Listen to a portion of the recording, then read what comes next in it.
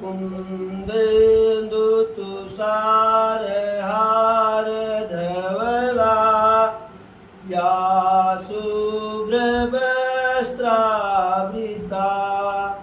या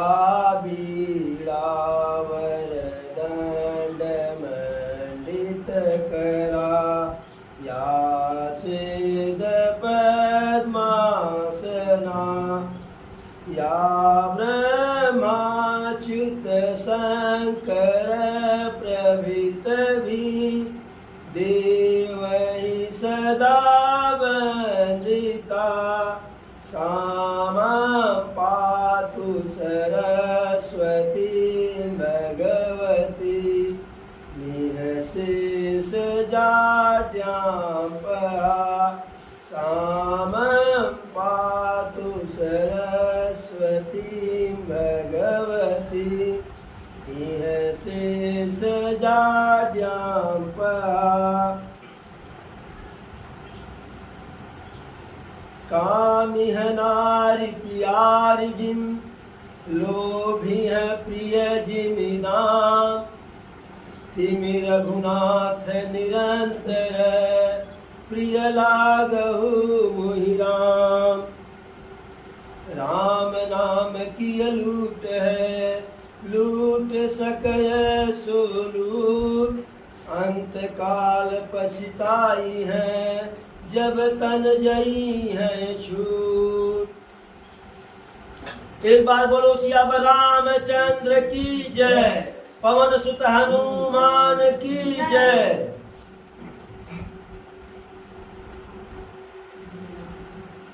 प्रभु राम को शिक्षा दीक्षा, हालांकि प्रभु जानत सब भी नहीं जनाए, सब कुछ जानते हैं प्रभु, सब कुछ प्रभु जानते हैं। सारी विद्या जब विश्वामित्र जी सारे अस्त्र शस्त्र की विद्या प्रभु को दिए तो बाबा तुलसीदास स्पष्ट लिखे हैं विद्या निधि कहूँ विद्या देवी, यानी जो विद्या के निधि है, खजाना है, विद्या के घर है, उनको विश्वामित्र जी सारी विद्या दिए। विद्या कौन सा दिए? जिससे न भूख लगे, न प्यास लगे, न शरीर में आलस्य हो, बल और प्रताप की कमी न रहे, ऐसी विद्या दी। तो इसी प्रकार जब थोड़े से प्रभु बड़ा हुए तो गुरु गृह गयऊ पढ़न रघुराई अवल काल विद्या सब आई। गुरु गृह गयऊ पढ़न रघुराई, जो जिन प्रभु का रत्ती मात्र किसी के ऊपर कृपा हो जाए वह विद्वान हो जाता है, बुद्धिमान हो जाता है। वह प्रभु वशिष्ठ जी के पास पढ़ने के लिए गए और प्रमाणित कैसे होता है कि प्रभु विद्वान थे? प्रभु के पास सारी विद्या, अलग काल विद्या सब आई। भाई सारी विद्या को सीखने के लिए, सारी विद्या को प्राप्त करने के लिए एक लंबे समय तक पढ़ना है ना। लेकिन प्रभु लंबे समय तक पढ़ाई किए नहीं, अल्पकाल विद्या सब आई, थोड़े ही समय में सारी विद्या आ गई। जैसे जिस विषय का ज्ञान होता है, अगर उस विषय के बारे में थोड़ा सा अध्ययन कर ले तो विद्वान हो जाता है, उस विषय को कायदे समझ लेता है। तो इसी प्रकार प्रभु तो ज्ञानी थे ही, वो तो सिर्फ दिखाने के लिए कि बिन गुरु हो ही न ज्ञान, कि बिना गुरु के ज्ञान नहीं होगा, तो प्रभु पढ़ने के लिए गए थे। ठीक उसी प्रकार जब दशरथ जी प्रभु के राज्याभिषेक का आयोजन किए तो राजनीति, धर्म नीति की शिक्षा देने के लिए वशिष्ठ जी को बुलाए कि अभी तक तो युवराज जो है राजकुमार थे, जो कार्य अच्छा किए अच्छा हुआ, बुरा तो किए ही नहीं, बाई दबे बुरा हो जाता तो उसका दारो मदार है दशरथ जी के ऊपर जाता। लेकिन अब वह राजा बनेंगे तो राजा से गलती नहीं होनी चाहिए। जैसे महाभारत में भगवान कृष्ण जब पांडवों के शांति का दूत बन करके आए थे तो धृतराष्ट्र से कहे थे कि इतिहास इसके लिए दुर्योधन को उत्तरदायी नहीं ठहराएगा, इतिहास आपको उत्तरदायी ठहराएगा। तो जो राजा के सिंहासन पर होता है, राज सिंहासन पर, वही उत्तरदायी होता है। तो इसलिए दशरथ जी वशिष्ठ जी को बुलाए कि जो कुछ भी कोर कसर हो वह आप राजनीति धर्म नीति की शिक्षा दे दीजिए। अब जैसे प्रभु सुने कि वशिष्ठ जी आए हैं तो इंतजार नहीं किए कि हमारे पास आए, एकदम सदर गेट पर, सदर दरवाजे पर जाकर के उनका स्वागत किए और कहे कि आयसु होय सो करम गोसाई, सेवक लहई स्वामी सेवकाई। हे गुरुदेव, जो आदेश हो बताइए मैं वही करूं, क्योंकि मैं सेवक हूं, सेवकाई करने का जो है हमें हक मिलना चाहिए। ऊपर कहा, उसके आगे कहे हैं प्रभु, अरे सेवक सदन स्वामी आगमनु, मंगल मूल मंगल दमनु। सेवक के घर स्वामी का आगमन मंगल होता है, मंगल का कारण होता है। मूल मंगल दमनु, और अमंगल को जड़ से ही समाप्त कर देता है, यानी अमंगल के लिए कहीं कोई गुंजाइश नहीं रह जाती है। अब जब ऐसा प्रेम भरी उदारता पूर्ण विचार प्रभु वशिष्ठ जी से कहते हैं तो अति प्रसन्न वशिष्ठ जी प्रभु के सामने रहस्य प्रकट कर देते हैं कि हम किस लिए आए हैं।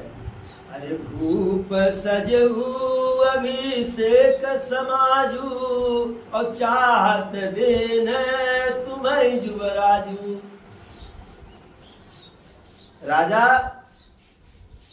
अर्थात आपके पिताजी आपके राज्याभिषेक का आयोजन किए हैं और वह आपको युवराज बनाना चाहते हैं। राम करहु सब संयम आजू, और जो विधि कुशल निभाए काजू। हे राम, आज संयम पूर्वक व्यतीत करो आज का दिन, आज की रात, और जिससे विधाता जो है सारे कार्य को सकुशल संपन्न करावे। वशिष्ठ जी को पता था, लेकिन वशिष्ठ जी को भी पता था, दशरथ जी को भी पता था, लेकिन दशरथ जी चूंकि पुत्र मोह में समझ नहीं पाए। और समस्या यह है कि जिसे यह नहीं पता है कि आगे होने वाला क्या है, वह उसके लिए परेशान रहता कि पता नहीं कल क्या होगा, अगले क्षण क्या होगा। और जिसे पता रहता है, जिस महापुरुष को, जिस ज्ञानी को कल का भी पता होता है, वह उसके लिए पर कल की चिंता नहीं करता है, और जो बीत गया उसके लिए प्रायश्चित नहीं करता है, वह वर्तमान को आनंद पूर्वक व्यतीत करता है। तो वशिष्ठ जी कहे कि यदि विधाता चाहेंगे तो सब कुछ कार्य सकुशल संपन्न होगा। और जैसे ही वशिष्ठ जी यह कहे कि कल आपका राज्याभिषेक होना है, तैसे प्रभु के मन में बहुत बड़ा असमंजस हुआ। असमंजस क्या हुआ कि हम चारों भाई एक साथ पैदा हुए, 2-4 मिनट के आगे पीछे खेले, एक साथ गुरु के यहाँ शिक्षा ग्रहण करने एक साथ गए, यहाँ तक कि नामकरण संस्कार एक साथ हुआ, यज्ञोपवीत संस्कार एक साथ हुआ, और तो और सहनाई चारों भाइयों का एक साथ बजा, विवाह एक साथ हुआ। जन्म एक संग सब भाई, और भोजन शयन के लरिकाई, करन वेद उपवीत बियाह, संग संग सब भय उछा। यानी सारे कार्यक्रम, सारे संस्कार एक साथ हुआ, लेकिन दुविधा क्या है अंदर, ग्लानि क्या है? विमल वंश यह अनुचित एकू, और बंधु बिहाई बढ़ई अभिषेकु। यह जो रघुकुल का पवित्र राजवंश है, निर्मल राजवंश, इसमें कोई कलंक नहीं है, लेकिन इसमें एक ही अन्याय है, होता है। क्या होता है कि अन्य भाइयों को छोड़ करके जो बड़ा होता है उसी को राजा बनाया जाता है। अब प्रभु समेत पछितान सुहाई, हरऊ भगत मन कै कुटलाई।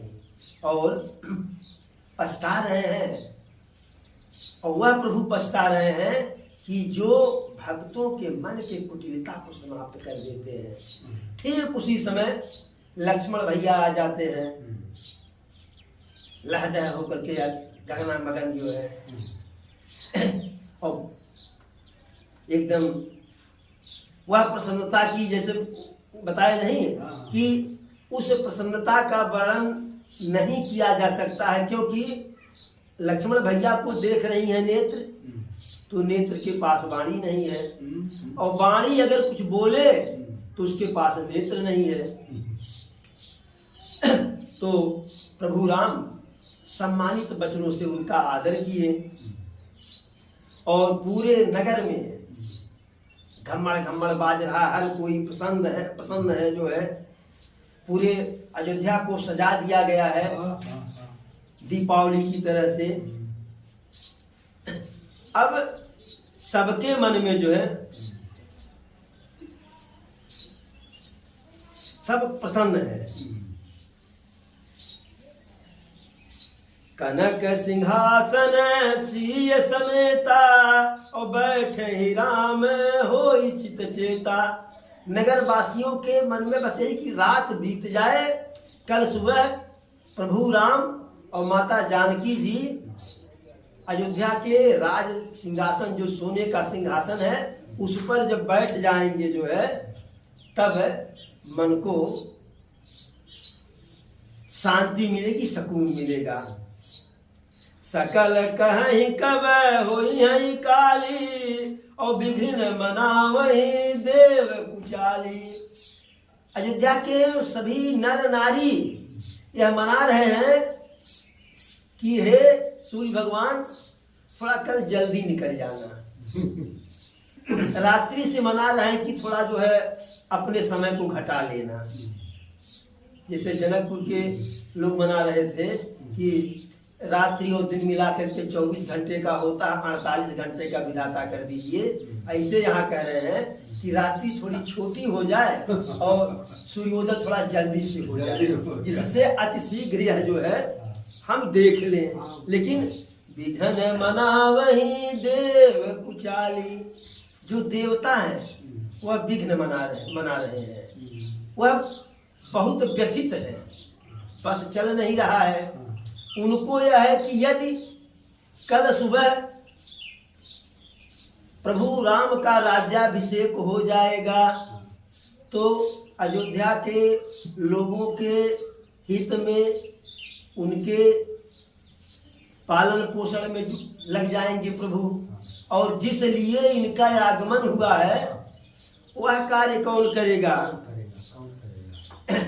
और देवताओं को अयोध्या का यह उत्सव वैसे ही नहीं पसंद आ रहा है, अच्छा नहीं लग रहा है, जैसे किसी चोर को चांदनी रात पसंद नहीं आती है। जैसे चोर हो, छिछोर हो, छिनरा हो, उनको अजूरिया वाला रात उनको अच्छा नहीं लगता है, काम नहीं होगा, खतरा बढ़ जाएगा। अब करें तो क्या करें, मन तो है अंदर ही अंदर। शारद बोली विनय सुर करही, और बारह बार पायल परही। माता सरस्वती को बुलाए, उनकी स्तुति किए और बिना कुछ कहे बार बार उनके पैरों में पड़ रहे हैं कि पहले खूब कायदे से गोड़ धरैया कैले जो कही दे कि भाई जो कहिए वह करने के लिए तैयार है। अब कह क्या रहे हैं, विपत्ति हमार बिलो की बड़ी और माति करिए सोई आज, राम जाहि बन राजु तजी होई सकल सुर काज। हे माता, हमारी विपत्ति को देखिए, बहुत बड़ी विपत्ति आने पड़ी है। माँ तू करई सोई आज, माता आज आप वही कार्य कीजिए, सिर्फ एक कार्य कीजिए, क्या? राम जाहि बन राजु तजी, वह सिर्फ एक कार्य कीजिए जिससे प्रभु राम अयोध्या के राज को छोड़ करके वन चले जाएं, जिससे होई सकल सुर कार्य, सारे देवताओं का कार्य सरल हो जाए, अन्यथा रावण तो मार डालेगा। अब देवताओं की जो है विनती को सुन करके माता बहुत पछता रही है कि सुनि सुर विनय ठाढ़ पछताती, भयहु सरोज विपिन हिमराती। कि यह देवता है जिनका कार्य लोगों की भलाई करनी है, लोगों का कल्याण करना है, लेकिन यह हमें जो है कमल बन के लिए जो है, कमल का कोई वन हो जो है, उसके लिए हमें जो है ठंडी का रात्रि बना रहे हैं कि ओला पड़े सब बर्बाद हो जाए। देखी देव पुनि कहीं होई और मातु तो ही नहीं थोई व खोरी। जब माता को असमंजस में देख रहे हैं कि माता का मन है नहीं, क्योंकि यह कार्य उचित नहीं है, नीति के विपरीत है, धर्म के विपरीत है। भाई लोग कहते हैं कि बाबू भीख नगद तुम्हारी न पूरा, तो कहाँ प्रभु का राज्याभिषेक हो रहा, उसमें जाकर के हम बाजा न बजावे, तो हम जाकर के वहां षड्यंत्र करें। माता के मन में दुविधा है, तो देवता लोग समझ गए, भाई सब तो एक का चट्टा बट्टा कह रहे, माता आप यह कार्य कीजिए और आपको जरा सा भी जो है लांछन या कलंक नहीं लगेगा। क्यों नहीं लगेगा? क्योंकि प्रभु जो है हर्ष और विषाद इससे रहित है, न उन्हें कोई दुख होता है न कोई सुख होता है, और वह सारे प्रभाव को जानते हैं, वह स्वयं जानते हैं कि हम किस लिए यहाँ आए हैं। और यदि कोई व्यक्ति दुख भी पाता है तो अपने गुण कर्म के अनुसार दुख पाता है। जीव कर्म बस सुख दुख भागी और जाई अवध देव हित लागी। यदि किसी को वहां दुख भी मिलेगा, किसी को सुख भी मिलेगा, तो उसकी चिंता आप न कीजिए, क्योंकि जीव दुख और सुख अपने कर्मों से पाता है। और हम देवताओं के सहयोग में, सहायता में आप तत्काल अयोध्या जाइए। बार बार माता के चरणों में पड़ते हैं और चलिए विचार विबुध मति पोची। अब वह चल रही है, पछता करके चलिए, देवताओं के ओछी विचार, ओछी मानसिकता को सोच करके चलिए। मानसिकता क्या? ऊंच निवासु नीच कर तूती और देख न सकई पराई विभूति। कहने को देव है, देवता है, इनका स्थान बहुत ऊंचा है, लेकिन कर्म इनका बहुत नीचा है। यह किसी दूसरे के वैभव को, समृद्धि को, संतुष्टि को नहीं इनको भाता है, नहीं देख पाते, उसमें विघ्न करते हैं। फिर आगे के कार्य को विचार करके कि सही कह रहे हैं कि अगर ऐसा हम नहीं करेंगे तो प्रभु बन नहीं जाएंगे, तो निशाचरों का जो है संहार कैसे होगा। वह चल देती हैं और प्रसन्नता पूर्वक हरस हृदय दशरथ पुर आई, और जनुग्रह दशा दुसह दुखदाई। अब माता वहां से चली, जब अयोध्या में आ गई अवध में, तो प्रसन्न मन से आई, और जनुग्रह दशा दुसह दुखदाई।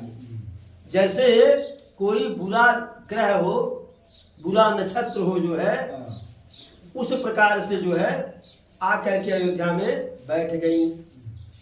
और बैठी किसको, एक बात जान लीजिए कि किसी ऐसे व्यक्ति को आपके प्रति भड़काना आसान होता है कि जिसका आपसे अपने आप में कोई बैर हो। तो मंथरा का और प्रभु राम का बैर इस जन्म का नहीं, पिछले जन्म का है, पिछले जन्म का बैर है। ये बता रहे हैं, नाम मंथरा मंदमती, चेरी कैकई केरी, अजस पिटारी ताही करी, और गई गिरा मति फेरी।